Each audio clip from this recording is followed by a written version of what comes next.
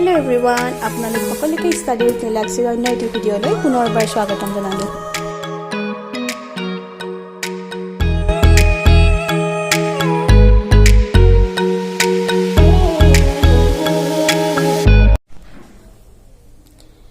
Hello student, good evening. So আজি মই question number 4 পৰা ষ্টাৰ্ট কৰিম। আগৰ কোৱেশ্চন কিটা মই আগৰ ভিডিঅ'ত আলোচনা কৰিছিলো। যদি কোনোবাই চোৱা নাই তলত লিংক দিয়া থাকিব, গৈ চাবগে পাৰিবা। আগৰ ভিডিঅ'ত মই পৰিসমাপ্ত আৰু নিৰৱধি পুনঃপুনিক কি হয় মই বুজাই দিছিলো। পৰিসমাপ্ত মানে হৈছে 2 to the power n into 5 to the power m আৰহিৰ মানে যেটো হৰ থাকিব সংখ্যাটোৰ সেই হৰটোক আমি মৌলিক উৎপাদক যেতিয়া আমি উলিয়াম সেই উৎপাদকটো আমি 2 to the power n into 5 to the power m আৰহিত আমি লিখিব পাৰিব লাগিব। তেতিয়া হ'ব পৰিসমাপ্ত বা সাবধি। আৰু যদি আমি লিখিব নোৱাৰো তেতিয়া নিৰৱধি পুনঃপুনিক হ'ব। অংকবোৰ কৰিলে বুজি পাবা আৰু আগৰ ভিডিঅ'সমূহ চাই লবা। তেতিয়া তোমালোকে এই অংককিটা বুজি পোৱাত সহায় হ'ব। সো 4 নম্বৰ কোৱেশ্চনটো আছে, তলত 1600 আছে, ওপৰত আছে 15। কোৱেশ্চন নম্বৰ 4, ওপৰত 15, তলত আছে 1600। আগৰ অংকবোৰৰ দৰে একে। নিৰ্ণয় হৰটো বা নিৰ্ণয় সংখ্যাটোৰ বা প্ৰদত্ত সংখ্যাটোৰ হৰ সমান 1600। এটা 1600ৰ আমি উৎপাদক উলিয়াব লাগিব। 1600 শেষত যেটোকে 0 আছে, মই বিভাজ্যতাৰ নিয়মবোৰ বুজাই দিছিলো আগৰ ভিডিঅ'সমূহত। মই প্ৰথম ভিডিঅ'কিটাতে মই বুজাই দিছিলো, তোমালোকে চাই লবা, তলত লিংক দিয়া থাকিব। আমি কোনবোৰ সংখ্যাক দেখি পেলাই ক'ব পাৰিম যে কি সংখ্যা দি আমি হৰণ কৰিব পাৰো। তোমালোকে পৰীক্ষাটো এটাকে ভাবি থাকিব লাগিব যে কোনটো সংখ্যাই হৰণ যাব, কোনটো সংখ্যাই হৰণ নাযাব। তাৰ বাবে মই এটা সহজ উপায় বুজাই দিছিলো, তোমালোকে চাই লবা। ইয়াত চোৱা 0 আছে, শেষত যেটোকে 0 আছে, শেষত 0 থাকিলে আমি 2 দি হৰণ কৰিব পাৰো, 10 দি হৰণ কৰিব পাৰো বা 5 দি হৰণ কৰিব পাৰো। সো আমি 5 দিও কৰিব পাৰো বা 2 দিও কৰিব পাৰো। এতিয়া 5 দিয়ে কৰি দিও। 16 আছে, 5 3 গুণ 15, 16 1 থাকি গল, 1টো ইয়াৰ লগত লগ হৈ গল, 10 হল, 5 দুগুণে 10, 0টো তললে গুচি আহিব। আকৌ আমি 5ৰে কৰিব পাৰিম, 5 6 গুণ 30, 2টো এফালে গুচি আহিব, 5 4 গুণে 20। এবাৰ এই সংখ্যাটোৰ শেষত কি আছে 4, 4 থাকিলে 2ৰে আমি হৰণ কৰিব পাৰো। সো 2 3 গুণ 6, 2 2 গুণ 4, শেষত 2 আছে, 2ৰে হৰণ যাব। 2 গুণ 2, 3 আছিলে, একটা এফালে গল, 2 6 গুণে 12, 2 8 গুণে 16, 2 4 গুণে 8, আকৌ 4টোক 2 2 গুণে 4। সো আমি কি পালো, 5 দুটা, 5 into 5 into 1 2 3 4 5 6, 2 6টা, 1 2 3 4 5 6, 5 স্কয়াৰ হৈ যাব। আৰু 2 কেটা আছিলে, 1 2 3 4 5 6, সো 2 to the power কি হৈ যাব 6। এটো এক্স্যাক্টলি ধুনিয়াকে আমাৰ মিলিয়ে গৈছে। চোৱা, যেহেতুকে আমাৰ নিয়মটো কি কৈছিলে 2 to the power n into 5 to the power m আৰহিৰ হ'ব লাগিব। সো এটো ধুনিয়াকে মিলিয়ে আছে। এটো 2 to the power n into 5 to the power m আৰহিত মিলিয়ে আছে। চোৱা, 2 to the power n মানে 2 into 6, 2 to the power 6, আৰু 5 to the power m মানে 5 স্কয়াৰ। সো এটাকে নিৰ্ণয় সংখ্যাটো বা এটাকে 1600ৰ মৌলিক উৎপাদকীকৰণ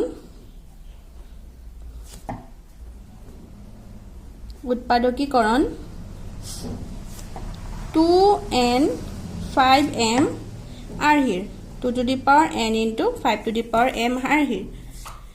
এটাকে এই সংখ্যাটো 15 divided by 1600 ৰৰ দশমিক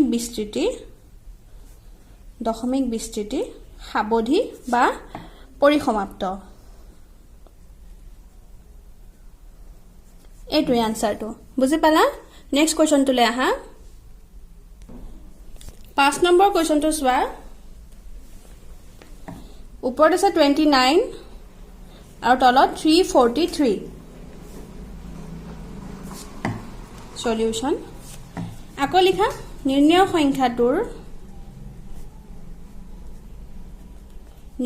সংখ্যাটোৰ হৰ সমান 343। এই সংখ্যাটো হৰটো কি হ'ব 343। সো 343ৰ আমি হেৰি উলিয়াম, উৎপাদক উলিয়াব লাগিব 343। এটোক আমি 7ৰে কৰিব পাৰো নেকি? চোৱা, 7ৰে 7 4 গুণে 28, 29 30 31 32 33 34, 6 এটা এফালে গুচি যাব, 7 9 গুণে 63। সো আমি কি কৰিব পাৰিম, 7ৰে কৰিব পাৰিম, 7 4 গুণে 28, আৰু 6 বাকি থাকিব 6 টো এফালে গুচি যাব 63 হ'ব 7 9 গুণে 63 আকৌ 49 পালো আমি 7 এ পাৰিম ধুনিয়াকে কৰিবলৈ 7 7 গুণে 49 আৰু বেলেগ সংখ্যা না যায় সো আমি 343 মৌলিক উৎপাদকীকৰণ কি পালো 7 * 7 * 7 7 তিনটা পালো 7 কিউব এতিয়া এই সংখ্যাটোক চোৱা এই সংখ্যাটোক আমি 7 কিউবটোক 2 to the power n into 5 to the power m আৰহিত কোনো পদ্ধতি আমি লিখিব নোৱাৰো সেয়ে এই সংখ্যাটো কি হ'ব নিৰৱধি পৌনঃপুনিক হ'ব যেহেতু 343 ৰ মৌলিক উৎপাদকীকৰণ 2 to the power n into 5 to the power m আৰহিৰ নহয় এতেকে ওপৰত 29 তলত 343 দশমিক বিস্তৃতি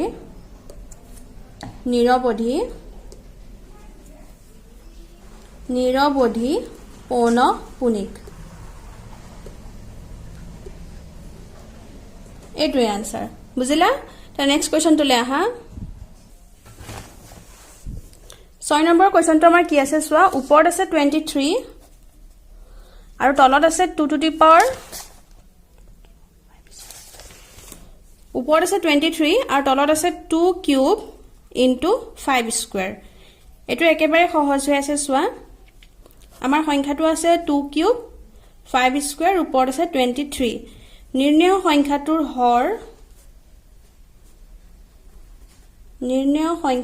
হৰ সমান কিমান আছে 2 কিউব into 5 স্কয়াৰ এটো চোৱা এই সংখ্যাটো কি আৰহিত আছে চোৱা ধুনিয়াকে আমি দেখিবলৈ পাও 2 to the power n into 5 to the power m আৰহিত আছে এটো চোৱা এটো ইনটু হয় ডট থাকিলেও ইনটুৱে বুজায় 2 to the power n ৰ জায়গাত 3 আছে আৰু m ৰ জায়গাত কি আছে 2 সো ধুনিয়াকে আমি এটো পায়ে আছো ইয়াতে উৎপাদক উলিয়াৰ প্ৰয়োজন নাই লিখি দিয়া যে যেহেতু 2 কিউব into 5 স্কয়াৰ ৰ বুলি লিখিব নালাগে 2 cube into 5 square equal to 2 to the power n into 5 to the power m আৰহিৰ এটাকে ওপৰত 23 তলত 2 কিউব into 5 স্কয়াৰ সংখ্যাটো দশমিক বিস্তৃতি